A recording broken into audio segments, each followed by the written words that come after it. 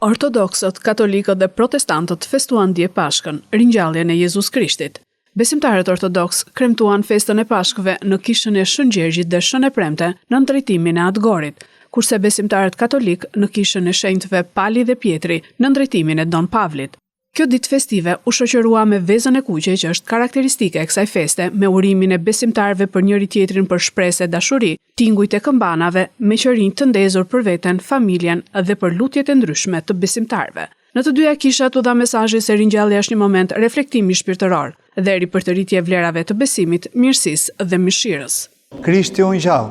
Ky është mesazhi i mbar botës së krishterë sot. Zoti fitoi, triumfoi mbi vdekjen. Këtë mesazh, këtë urim ja përcjell të gjithë besimtarëve të qytetit të Lushnjës, të krishterë dhe vetëm, Pashkë të gëzuar dhe Zoti qoftë me ata gjithmonë.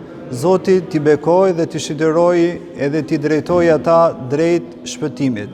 Gëzuar nga mot edhe Zoti qoftë gjithmonë pranë jush.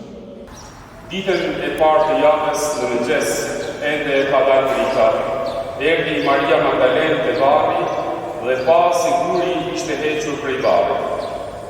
Atëherë erdhi me vrapë të Simon Pietri dhe të ka një zënësi tjetër, të cilin Jezus i donte dhe u tha: e kanë marrë zotërinë prej varrit, e nuk dim se ku e kanë vënë.